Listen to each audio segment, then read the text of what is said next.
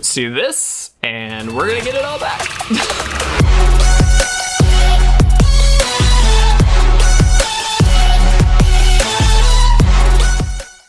What's going on, guys? If you want to support our content and pick up this month's amazing Patreon rewards, you can do so at patreon.com/itresolves. If you're interested in custom playmats and sleeves, visit YourPlaymat.com and use code ItResolves10YP for 10% off your entire purchase. What's going on, guys, and welcome to another gameplay video. I hope you guys are having a fantastic Thursday. Hopefully you guys are ready for the weekend. I will just go ahead and let you guys know, I'm not positive, but I am going to do my best to at least attempt a stream, potentially on Saturday, maybe even tomorrow night. We'll see what time, but I'll try and keep you guys posted on that. I know it's been a while. We haven't tried in a little while, but we have been working kind of on the network behind the scenes, so hopefully...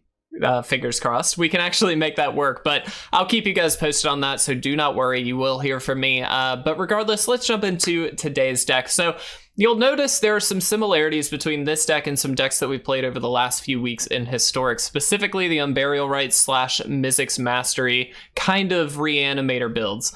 So the idea is to utilize Faithless Looting, Grisly Salvage, and even Liliana to discard some cards, hopefully getting a good number in the graveyard, then doing something like Eerie Ultimatum off of Mizzix Mastery to play a permanent, every permanent from our graveyard with a different name, and those permanents can be obviously the normal things. Ugin, Omniscience, Lily can be played off of that, but we've got a couple new cards that I wanted to give a shout out to and just give a shot to, because I think they're really good, and in particular in tandem. So Xanathar is a really interesting card in my opinion. Not only is it a 5/6 for 6 that kind of shuts your opponents down from interacting on your turn, but it also allows you to steal a bunch of spells, which is really solid. Now, to play those spells, because Omniscience does not work on the spells that you're casting from the top of your opponent's deck, we've got Old Gnawbone, which is another new card from Adventures in the Forgotten Realms. 7/7 for 7, flying. Whenever a creature you control deals combat damage to a player, create that many treasure tokens. So the idea is we attack in with both Xanathar and Gnawbone, and hopefully some cards that we've stolen off of Xanathar, and then ideally get a lot of treasure tokens that we can just cycle through our opponent's deck until we hit lands. We can play up to one land, but ideally we're just going to cycle through until we hit a land, make them draw said land, and then essentially shut down all of their draws from here on out. So we'll see how that works. We do have Doomskar in here as some control element as well, and then of course Lily works a little bit in that realm too, as well as Ugin. So we're gonna give this one a shot. The mana is a little bit shaky. This is my own build of this, so it's a little bit touch and go, but we're gonna do the best we can and hopefully have some fun. So let's go ahead and jump into game one. All right, guys, here we are for game number one, and honestly, this hand is simply lacking a discard spell. If we can do that, we're actually in really good shape. We're going to give this one a shot. It also has a Doomskar in it, which just means if we happen to be up against a very aggroed list on the opponent's end, we might be able to deal with it, so I feel like it's worth it to try this. We can lead off on the Indatha Triome since we don't have a turn one play. And truthfully, Faithless Looting is kind of the big one that we hope to hit. It looks like this is going to be a aggro list, which is great for us because we can solve that problem. Let's go ahead. We are going to shock ourselves. We're going to go ahead and Doomskar here. Curious to see if this is purely elves or what kind of list this happens to be. Truth be told, we can very easily wait and let them kind of do their thing. It looks like this is elves. In which case, I think, honestly, the play is shock and then just Doomskar. It just shuts down a lot of what they could have. If they don't have a third land, which is potentially likely, they may not have many plays. Okay, well, they did, but that's okay. Imperious Perfect is here. Very good card, for sure, but... again, not the end of the world, honestly. And in fact, we can Doomskar again with Mizzix Mastery. That is something that we need to take into consideration here. Kind of get to flood the board if they'd like, and then we just Mizzix Mastery the Doomskar and get it back out. So playing a bit of a different game this time around, but it actually should work out well. And in this situation, I think what I'm just going to do is shock and then Doomskar. I'd like to keep the Mizzix Mastery if we can for the Eerie Ultimatum, assuming we can at some point get it into our graveyard. We can crucially play the Xanathar if we'd like just on its own. We do have blue, access to blue in this list, so that is a possibility, albeit at the moment we're kind of just getting unlucky here with our draws, but that's okay. Gonna go ahead and foretell this Doomskar. I'm gonna let him play some stuff first. I don't really want a 1-for-1 if I don't have to. And truthfully, I mean, eventually we just get Eerie Ultimatum mana. Not that we've got a ton that we can do with it, but this Mizzix Mastery essentially means that we've got extra copies of all of these sweepers in our list, which is just super, super nice. I mean, we just don't have anything to do. Kind of a funny place to be. Normally, I'll be honest, I played a good bit with this list and tuned it slightly. And this has not been an issue. So it's a little bit surprising, but it is what it is. We're going to take a hit from Imperious Perfect here, I imagine. Yep.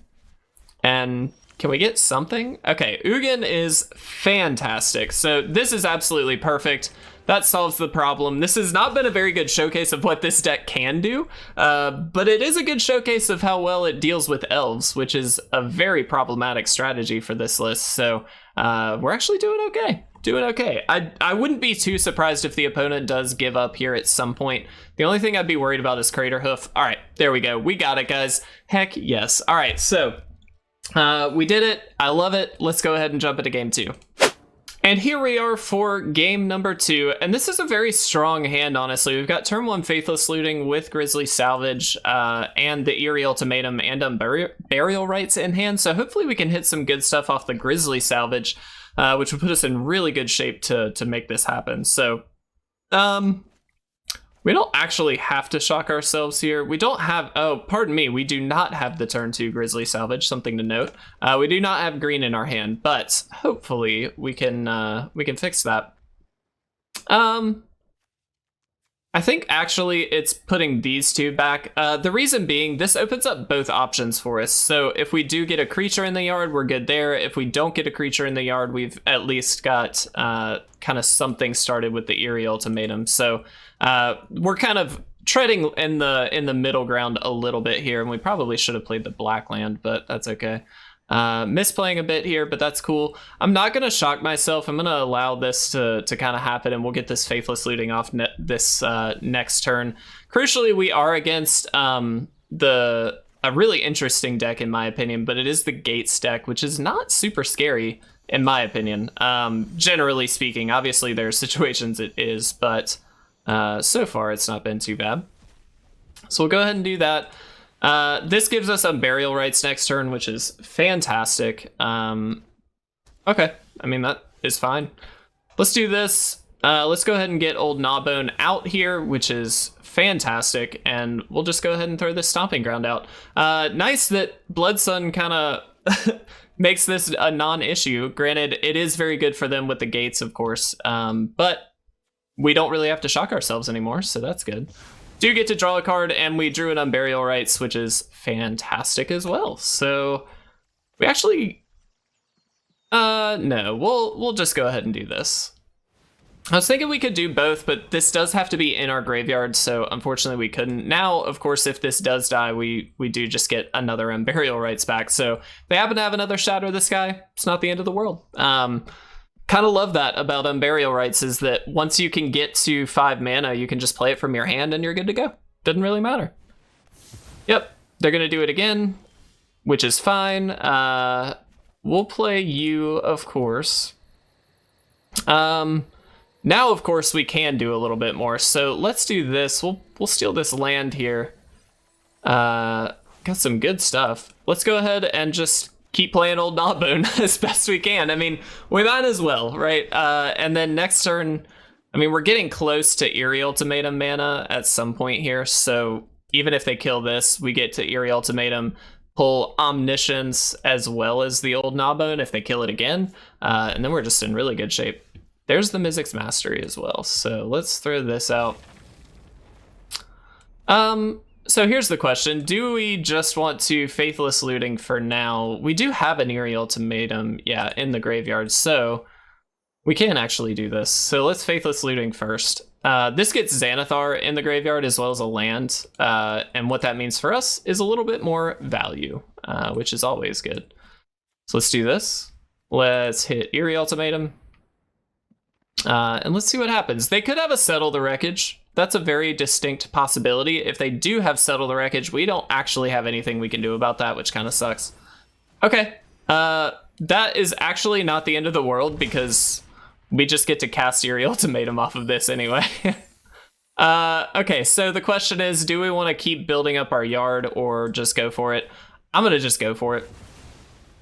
I doubt that they've got too much else that they can do here.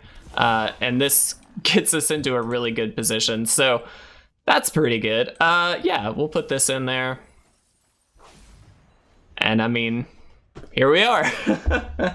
Wow. This is the powerhouse, in my opinion. So the reason Old Gnawbone is in here, hopefully we'll get to see it this game. We might get to steal some stuff from the opponent. And again, Omniscience being very, very good does not solve the problem here. They're going to Gates Ablaze twice. That's pretty good. Well, interesting. Okay, so we're going to play you. We're going to Faithless Looting. Because why not? We'll throw these two. Because why not? We'll go ahead and play the Ugin. We will deal 3 here. We're going to Mizzix Mastery for 0. Playing Eerie Ultimatum. Let's do this, and we're going to get it all back. And we are going to get the Ugin again. That way we can just... hit them for 3 again, and there we go. All right, we did it. All right, let's go ahead and jump into game 3. That was pretty sick. All right, guys, we are here for game number 3, and actually a very strong start. Again, we've got the turn 1 Faithless Looting, which is about as good as we could hope for. I really want to show off the kind of combo-esque with Xanathar and Old Gnawbone, so I'm really hoping that we can get that going. But for the time being, we are just going to go ahead, Faithless Looting, and good, we drew another one. Let's throw you 2 in the graveyard. Again, I like to go both routes, so if we get Mizzix Mastery, we can Eerie Ultimatum. If we get Unburial Rites, we can do that instead. Like, we've got some options. So putting a creature in the yard plus putting Eerie Ultimatum in the yard just gives you a little bit more play, which is obviously very good. And there's the Mizzix Mastery, so that's great. We'll put another Eerie Ultimatum back. And chances are the goal here is going to be survive till turn 4, hit them with the Mastery, and then use Ugin's ability to minus and just sweep their board, which should, theoretically, should get us to where we need to be in terms of winning the game. But this Ajani's Pridemate is a problem. They're obviously going to be able to build it up very, very quickly here. There's a Doomskar, which I wish was a little better right now, but unfortunately, it's not great. We are going to go ahead and foretell it, though. We don't need more value for the Faithless Lootings to be good. What we get out of this is if they overcommit here, we just Doomskar and sweep their board regardless of what they do. If they put us in a position where we just... I think we just died this turn, though. Yeah, unfortunately, we just died. That was setting us up, though, for a turn 3 sweep regardless of what we ended up having to do. So, unfortunately, it didn't work out, but let's go ahead and talk about this deck for just a second.